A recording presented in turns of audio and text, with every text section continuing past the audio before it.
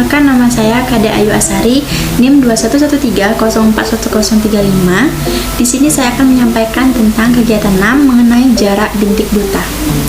Adapun praktikum yang telah dilaksanakan pada setiap kelompok dan mendapatkan hasil sebagai berikut. Baik, pada layar ditampilkan hasil praktikum pada kelompok 1. Ini adalah hasil untuk praktikum dari kelompok 2 dengan hasil yang tertera pada layar. Kemudian yang ketiga yaitu hasil dari kelompok 3. Yang keempat seperti tertera di layar, dan hasil dari kelompok 5.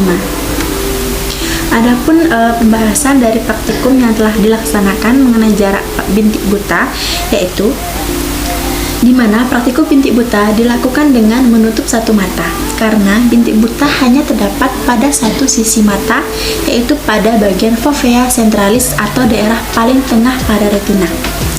Nah, oleh karena itu, jika saat kita melakukan praktikum membuka kedua mata, maka otak akan menerima informasi dari kedua mata secara bersamaan, dan bintik buta pada salah satu mata tidak akan terlihat jelas, karena otak akan memproses informasi penglihatan dari kedua mata secara bersamaan.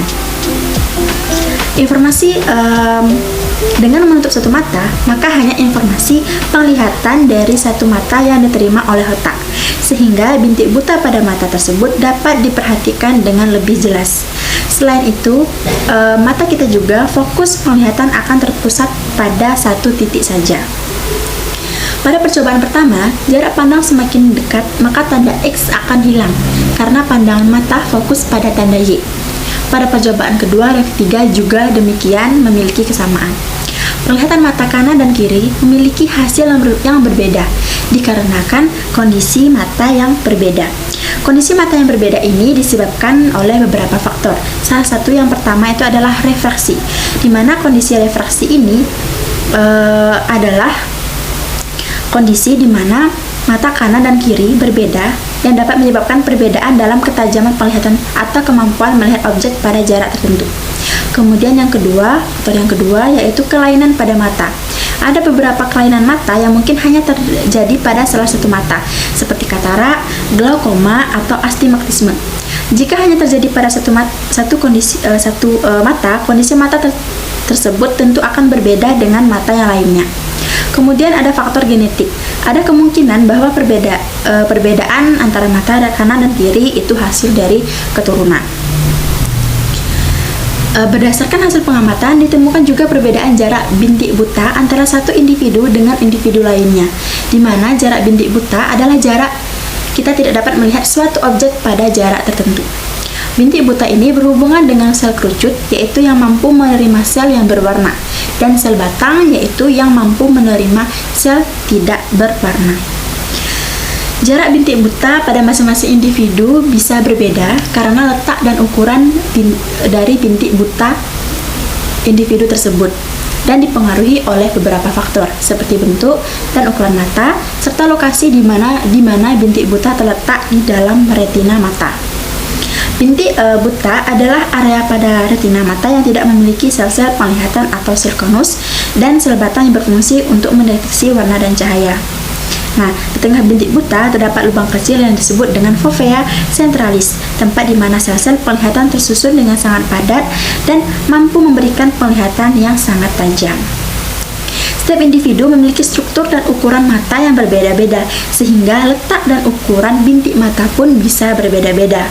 Selain itu, ada pun faktor lain, yaitu faktor usia, kondisi kesehatan mata, dan genetik juga dapat mempengaruhi letak dan ukuran dari bintik buta setiap individu. Baik, adapun jawaban hasil yang kami dapat, yang pertama yaitu pertanyaannya, samakah bentuk dan luas daerah yang dipengaruhi bintik buta pada setiap orang? Jawabannya adalah tidak, di mana bentuk dan luas daerah yang dipengaruhi oleh bintik buta pada setiap orang dapat bervariasi. Bintik buta adalah area kecil pada bagian belakang mata yang tidak memiliki sel-sel penginderaan cahaya. Nah, meskipun area ini tidak menerima informasi visual, kebanyakan orang masih dapat melihat dengan jelas karena otak dapat mengisi kekosongan tersebut dengan informasi dari area sekitarnya. Nah, namun ukuran dan lokasi bintik buta pada setiap orang dapat bervariasi, tergantung pada faktor-faktor seperti genetik, usia, dan kondisi medis tertentu. Nah, oleh karena itu, bentuk dan luas daerah yang dipengaruhi oleh bintik buta pada setiap orang mungkin berbeda-beda. Baik, next, yang ini adalah pertanyaan yang kedua, yaitu apakah yang dimaksud dengan bintik buta itu? Bintik buta juga dikenal sebagai titik buta adalah area kecil pada bagian belakang mata yang tidak memiliki sel-sel penginderaan cahaya atau fotoreseptor. Bintik buta terletak di bagian tengah papila optik, yaitu titik di mana saraf optik meninggalkan mata dan masuk ke otak. Karena tidak memiliki sel-sel fotoreseptor, bintik buta tidak dapat menangkap informasi secara visual. Dan jika kita fokus pada suatu benda yang terletak di atas bintik buta, benda tersebut akan tampak hilang atau tidak terlihat. Namun, otak kita memiliki mekanisme untuk mengisi kekosongan informasi yang disebabkan oleh bintik buta tersebut, sehingga kita biasanya tidak menyadari keberadaannya.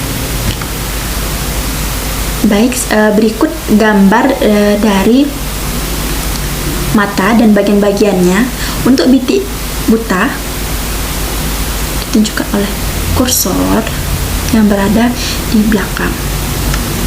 Next, ini gambar bintik buta, struktur dalam mata, dan ada bintik kuning.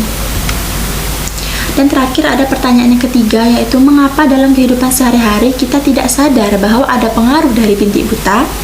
Kita tidak sadar adanya pengaruh bintik buta dalam kehidupan sehari-hari karena otak kita memiliki kemampuan untuk mengisi informasi yang hilang atau tidak lengkap dalam penglihatan kita.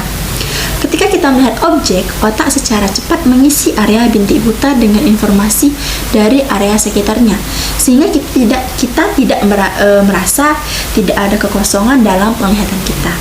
Selain itu, bintik buta hanya terdapat pada area kecil di tengah lapangan pandangan kita, sehingga pengaruhnya terbatas dan tidak terlalu signifikan dalam aktivitas sehari-hari. Baik, sekian penjelasan saya mengenai kegiatan 6 tentang jarak pada bintik buta. Saya ucapkan terima kasih.